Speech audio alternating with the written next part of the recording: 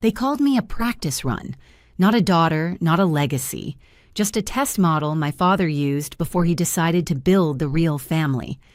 That night, under the glittering chandeliers of a Boston ballroom, his words landed like a blade in front of hundreds of witnesses. He raised his glass, his tuxedo shining in the camera lights, his voice booming through the mic. "Every great project needs a trial run," he said with a laugh, pausing long enough for the crowd to hang on his punchline. "And I want to thank my practice kid, wherever she is, for letting me work out the kinks before I got it right, with my only daughter, Amber." The applause was polite nervous. A ripple of laughter floated through the tables, forced and thin like air leaking from a balloon. Faces turned toward me, some curious, some pitying, others deliberately avoiding my corner of the room as if shame might be contagious. I sat still, a glass of water in my hand, every muscle locked in place. Inside, though, something cold was forming. Not anger that burns and fades, but anger that freezes sharp enough to cut. Amber, my half-sister, the golden child, stood beside him in a white gown glowing under the lights. At 23, she had just been commissioned as an officer in the Air Force. My father beamed at her like she was the sunrise itself. He called her the first real officer of the family, the first, as if the ceremony I'd gone through years earlier had never existed, as if my rank, my service, my sacrifices were nothing more than a clerical error. He had erased me with a single sentence, and worse, he wanted the room to clap for it. But the room didn't know what I knew. They didn't know the admin job my father mocked was a cover. They didn't know the quiet daughter in the corner had spent the last 5 years directing surveillance operations that shaped national security. They didn't know that behind the paperwork excuse I wore a different title. Major Evelyn Reed. To my father, I was beige wallpaper. To my commanding officers, I was a weapon. Still, perception was his religion, and this wedding was his cathedral. He paraded Amber as proof that he had perfected fatherhood the second time around. I was just the draft version, an inconvenient footnote. The insult was calculated. It wasn't the first time. At cookouts, he'd wave off questions about me with a smirk. "Oh, Evelyn, she's pushing paper in D.C., some government desk job. Boring stuff." The dismissal was so efficient, so practiced that people stopped asking, and I let them. Silence was safer. But this was different. This wasn't a side comment. This was a declaration. He wanted the world to know his pride lived in one daughter only. I remembered the letter from my attorney just weeks earlier, the one I hadn't dared to open until after work. The one confirming what I already suspected my father's will listed Amber as sole heir to his estate. Every property, every account, every trace of wealth. My name wasn't even a footnote. He had written me out in private. Tonight, he wrote me out in public.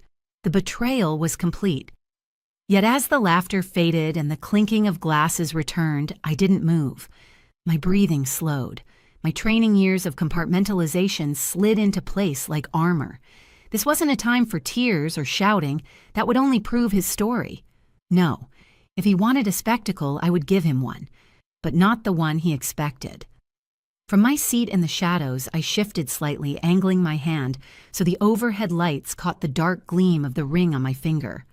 A small band of metal most people would mistake for jewelry, but not Amber. She'd recognize it instantly. It wasn't decorative. It was earned. It was a service ring tied to a command she'd studied but never touched. I didn't need to raise my voice. I didn't need to stand. All I had to do was wait, because sooner or later, Amber's gaze would wander.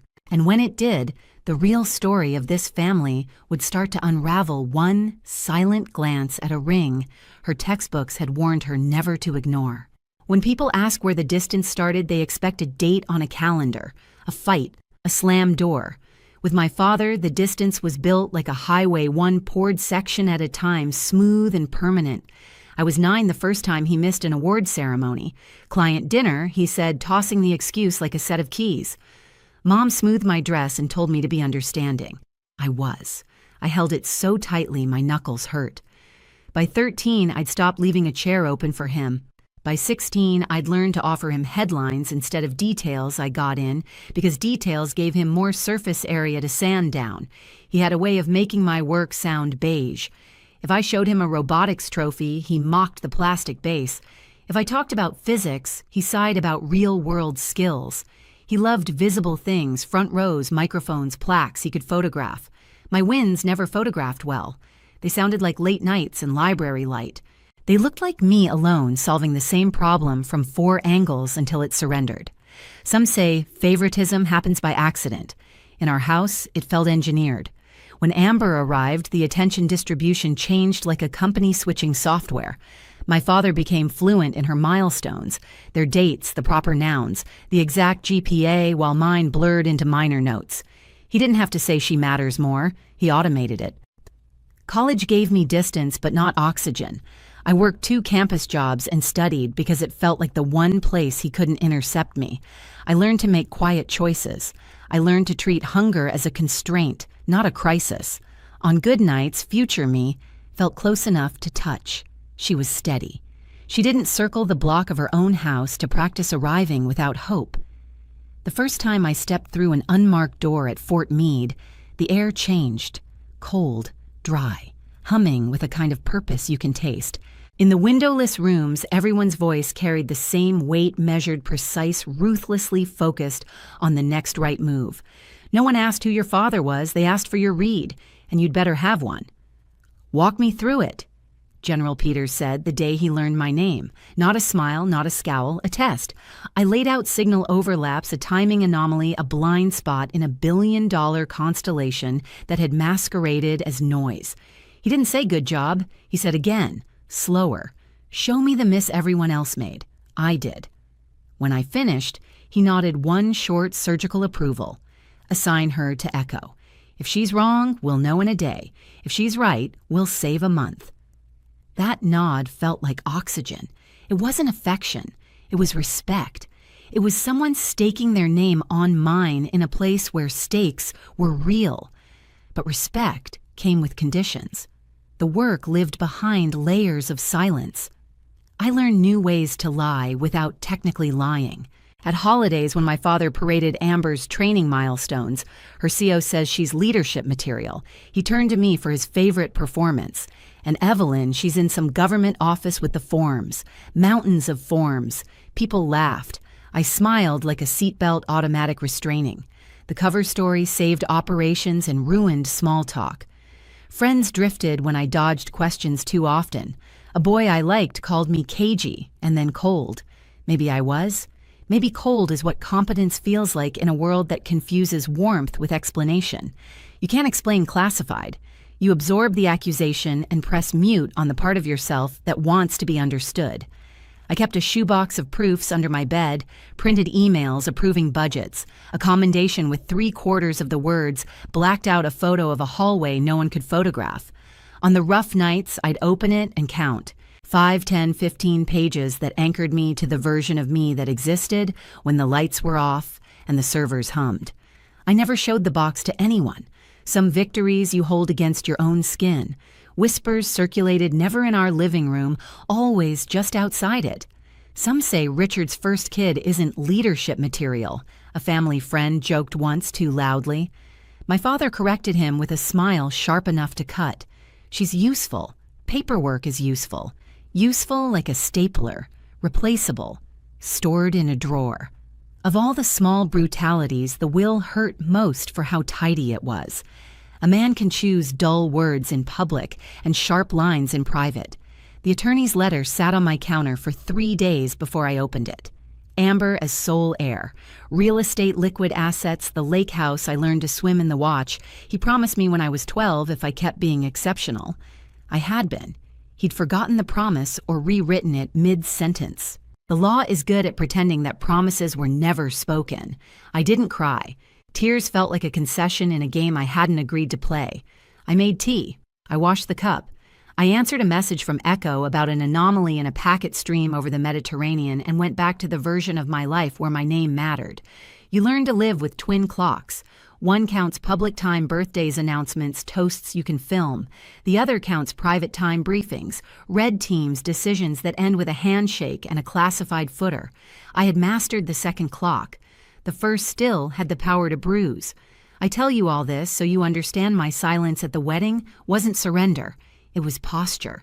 It was the stillness you see on the ocean before the undertow pulls. My father thought humiliation would make me smaller. He forgot that quiet is where I get dangerous. My mentor's last advice before he rotated out of my chain of command lived in my chest that night, like a second heartbeat. Precision over performance, he'd said, tapping the table between us. The show belongs to people who need it. The result belongs to the person who doesn't. He didn't know Richard or Amber. He didn't need to. The principle travels. So I calibrated. I mapped exits, cameras, sight lines without meaning to. I chose a table with a clean angle to the head dais and a wall at my back, because habit is a kind of prayer you don't have to think about. I set my glass down where it would catch the chandelier's scatter. I did not plan to stand. I planned to be seen by exactly one person. That's the thing about training. It rewires your patience. It teaches you that a single beat held long enough can change the direction of a room. It teaches you to trust the part of yourself that already knows how this ends. Everyone else in that ballroom thought the story had peaked with a cheap joke. They were wrong. Because in a few minutes, Amber's gaze would find me. Her training would outrank her blood, and the silence he wanted to weaponize against me would carry my name further than his microphone ever could. And then the petals would fall. The ballroom hummed with the kind of noise only money can buy: crystal glasses, colliding violin strings, weaving through small talk, camera shutters clicking in rhythm with the chandeliers above. My father was in his element, chest-puffed tuxedo jacket gleaming, spinning a narrative he'd rehearsed for decades.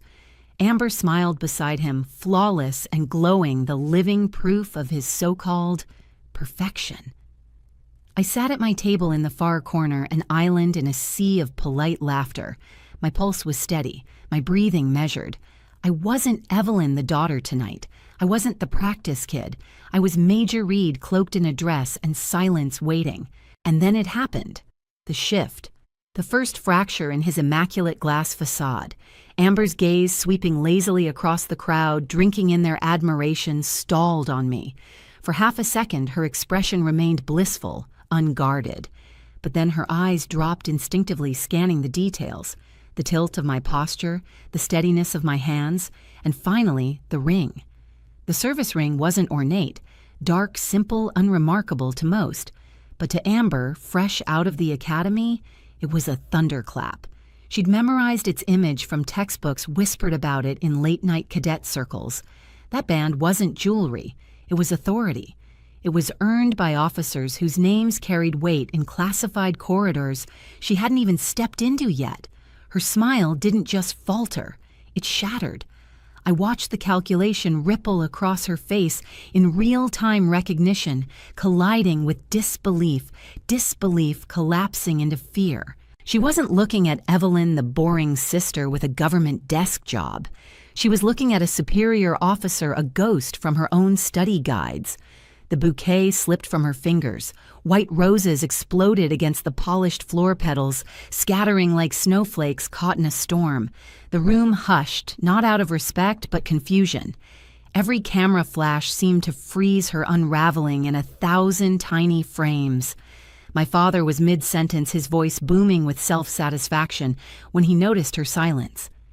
"Amber," he muttered into the mic, irritation creeping into his smile. "Amber what?" She didn't answer. She couldn't.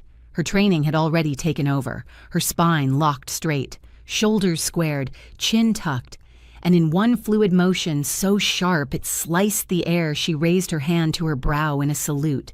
The sound of it, the crisp snap of her palm, was louder than the music, louder than the whispers, louder than my father's confusion. "Ma'am!" she said, voice trembling but amplified by the microphone. "My apologies. I didn't see you." The words detonated like a bomb no one expected. Silence swallowed the room. Glasses froze mid-air, forks hovered over plates. Hundreds of guests turned their heads at once, following Amber's rigid gaze to the woman in the shadows, the one they'd ignored, dismissed, pitied. Me. Richard's smile evaporated. His jaw slackened into disbelief, then tightened into rage. He fumbled for control, his voice cracking in the speakers. "Amber, put your hand down. This is your wedding, for God's sake." But Amber didn't move. Her salute held. Her eyes wide with a cocktail of awe and terror never left mine. Every instinct she'd been drilled with at the academy demanded obedience to rank, not bloodline. And her body obeyed. The guests, caught between confusion and revelation, began to murmur. The sound rolled through the ballroom like a storm tide. Who is she? Why is she saluting her? Did she just call her ma'am? The questions layered louder, sharper, until even the band fell silent. I stayed seated, composed, letting the silence do the work. My father's empire of perception was crumbling, not with an outburst, but with one word spoken into a microphone, ma'am. Every story he'd spun about me being insignificant was collapsing in real time. His golden child had just revealed the truth he'd buried for years. The practice kid was the one with real authority. I didn't smile. I didn't gloat. My stillness was enough. The hierarchy had shifted irrevocably before an audience of hundreds. And Richard Jensen, a man who worshipped image above all else, had just been humiliated by the very image he tried to erase. But the real shock, the one no one was prepared for, was still to come. Amber's arm stayed locked in place, her salute razor-sharp, unshaken by her father's command. Her bouquet lay in ruins at her feet, petals crushed beneath the sequined hem of her gown. The ballroom, moments ago alive with music and applause, had become a cathedral of silence. Richard's voice cracked through the mic, desperate, frantic. "Amber, stop this nonsense. This isn't appropriate." But his words had no weight. Not here, not against the uniform carved into her spine. Everyone in that room could see it. Amber wasn't moving, not because she wanted to, but because she couldn't. Training outranked blood. The system he worshipped when it glorified her now bound her to me. I rose slowly, deliberately, letting every eye follow the motion. My chair scraped against the polished floor with a sound that echoed like a verdict. I stood tall, not as his forgotten daughter, but as the officer his golden child had just acknowledged in front of 300 witnesses. Gasps rippled through the crowd. Some clutched their pearls, others whispered furiously, phones discreetly lifted to record. For years, Richard had painted me beige. Tonight, the truth refracted like a diamond under a spotlight. I held Amber's gaze across the distance. Her eyes were wide, glistening with the weight of realization. She wasn't looking at Evelyn, the draft daughter. She was looking at Major Reed, the superior officer her textbooks warned her to respect. I gave a single measured nod, the kind that dismisses, not encourages. The kind that says, "You've done your duty." That's enough. Amber's arm trembled, then lowered with perfect precision, snapping back to her side. The crowd exhaled as if they'd all been holding their breath. Richard, red-faced and sweating, lunged for control. "What are you doing?" he hissed, forgetting the mic was still live. His voice blasted through the speakers, raw and panicked. "She's nothing. She's nobody. Do you hear me?" The words landed like acid, but this time they didn't burn me. They burned him. The guests recoiled at his venom whispers, rising, eyes narrowing. The man who thrived on perception was unraveling in front of his own carefully curated audience. Amber flinched, shame cutting across her face. She shook her head just once, but enough for the cameras to catch. For the first time, she wasn't protecting him. She was protecting me. The whispers turned into a low murmur, the kind that spreads like fire in dry grass. "She's military." He lied. "Did you see the salute?" "What rank is she?" Phones buzzed as photos and clips spread before dessert had even been served. I didn't need to say a word. The truth had spoken for me through protocol older than this family feud. Richard's empire, built on polished speeches and golden child narratives, was collapsing in real time.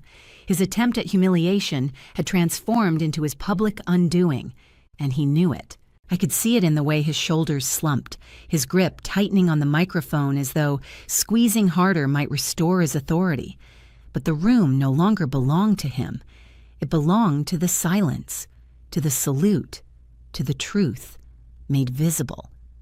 I took one step forward, not rushing, not dramatic, just enough to let the cameras follow, enough to let the guests lean in. Richard's eyes widened with something I'd never seen in him before, not anger, not disappointment, fear. He'd spent decades convincing the world I was irrelevant. Tonight, that lie had bled out under the lights in front of every friend, colleague, and ally he'd ever tried to impress.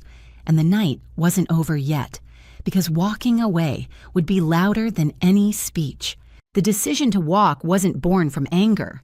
It was born from clarity. I let my father's words dissolve into the static hum of the room. His voice cracked, begging for control, but it no longer touched me. I had already shifted into a different orbit, one where his approval was neither currency nor oxygen. So I moved. Each step across the ballroom floor was deliberate, steady. My heels struck the polished tile with the cadence of a gavel. Heads turned, necks craned. Whispers trailed me like smoke. Every guest who had once pitied me now watched in reverent silence, unsure whether they were witnessing humiliation or history. Richard's voice chased after me, sharp and panicked. "Evelyn, sit down. Don't you dare. I didn't turn. I didn't need to." The power dynamic had already shifted, and every camera in the room had recorded it. His empire of perception, crafted through years of selective storytelling, was crumbling in front of its audience. Amber remained frozen at the head table, her arm trembling at her side, eyes locked on me like a cadet awaiting orders. For all her beauty, for all the pride he paraded her with, she couldn't break training. She had recognized my authority, and that recognition had rewritten the script of the night. At the doors, I paused just long enough to let the silence deepen. 100 stares pressed into my back. The music had stopped. Even the waitstaff stood motionless, trays hovering in midair. I placed a hand on the brass handle, inhaled once, then pushed through into the night. The cool Boston air hit me like absolution. Behind me, the ballroom exploded into chaos gasps, Mutter's phones buzzing with live uploads. My father's voice, once a booming instrument of pride, broke into fragmented pleas. He would spend the rest of that evening drowning in explanations he could never quite finish. But I didn't stay to watch. I had no interest in the collapse. My victory wasn't in his downfall. It was in my decision to leave on my own terms. 1 year later, the memory of that ballroom has dulled gold leaf and chandeliers, fading into something almost absurd. Now the walls around me are gray, functional humming with encrypted servers and secure phone lines. The light outside my office window falls across the Washington Monument. There are no chandeliers here, no champagne toasts, just responsibility. My desk plate doesn't say practice kid, it says Lieutenant Colonel Reed. The promotion came 6 months after the wedding. General Peters himself pinned the silver oak leaves to my collar, his eyes steady proud. No speeches, no applause, just a handshake and 4 quiet words: "You've earned every inch." He was right. I had. Here, legacy isn't measured by inheritance or empty toasts. It's measured by the trust of the people beside you. My team is my family now, not by blood, but by bond. Intelligence, analysts, linguists, cryptographers, each of them brilliant, each of them knowing that when I speak, it isn't noise, it's command. Some nights as I walk the secure hallways, I think about the will, about how Richard carved me out completely, leaving everything to Amber. I thought it would sting more, but it doesn't. His estate feels like a relic, a collection of things that glitter in public and corrode in private. My wealth isn't in property lines, it's in decisions that save lives. It's in the kind of respect that doesn't evaporate when the lights turn off. I keep no shoebox of proofs now. My proof is living, breathing, working alongside me every day. Richard still throws parties, or so I've heard. He fills banquet halls with laughter-rehearsed anecdotes and the same fragile empire of perception. But there's a catch. He can never erase the night his golden child saluted the daughter he called practice. The night his joke backfired and exposed the truth. That story circulates in whispers, now bigger than his attempts to bury it. Guests told their friends. Friends told their colleagues. Clips leaked online. The image of a bride saluting her sister at her own wedding has traveled farther than any of his speeches ever could. It's ironic. He wanted me invisible. Instead, I became unforgettable. Walking out of that ballroom wasn't an end. It was a transfer of gravity. His orbit no longer pulled me. Mine was stronger. And in the silence of my office today, with classified files spread across the desk, I finally understand my legacy doesn't need his name. It was never his to give. It arrived like any other email. No subject line shouting for attention, no flagged priority. Just a neat entry in my inbox one quiet morning, tucked between a situation report and a logistics update. The sender, First Lieutenant Amber Jensen. I stared at it for a moment, my coffee cooling beside me. The message was short, precise, written in the clipped formality of a junior officer. She apologized for our father's conduct profusely, sincerely. She said she'd been blindsided, humiliated, and most of all ashamed of how long she had believed the story he told about me. And then came the line that froze me in place. "Ma'am, I am requesting 15 minutes of your time in the coming weeks for counsel. Officer to officer, no sisterly plea, no family overture, just the acknowledgement of a chain of command she could not ignore." For a long time, I didn't move. My office buzzed around me, phones ringing, keyboards clacking, the muffled footsteps of analysts racing to briefings. But I sat still, rereading the words. Our father had wanted hierarchy, but only on his terms. He had built it out of favoritism and performance. The system he worshipped had turned on him, reshaping his golden child into my subordinate.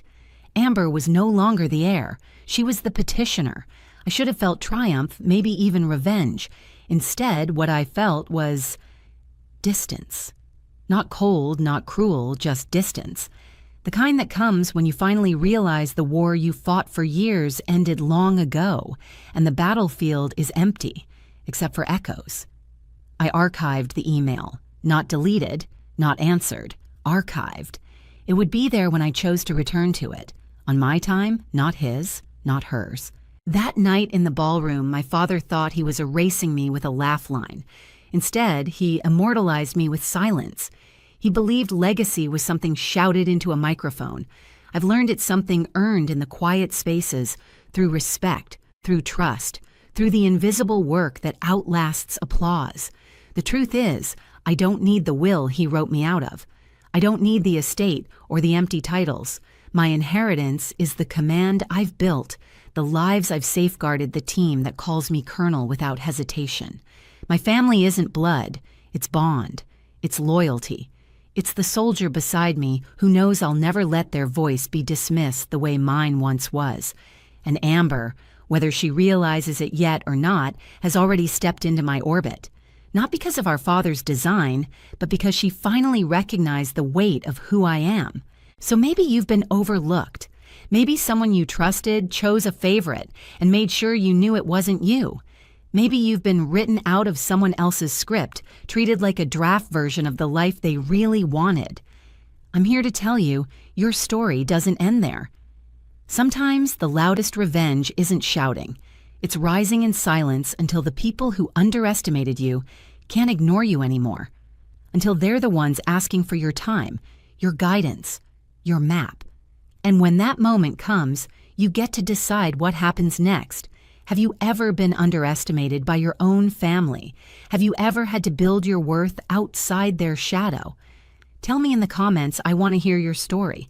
And if you felt this one hit, like, subscribe and share it. Because here, your value isn't decided by anyone else. It's recognized, always.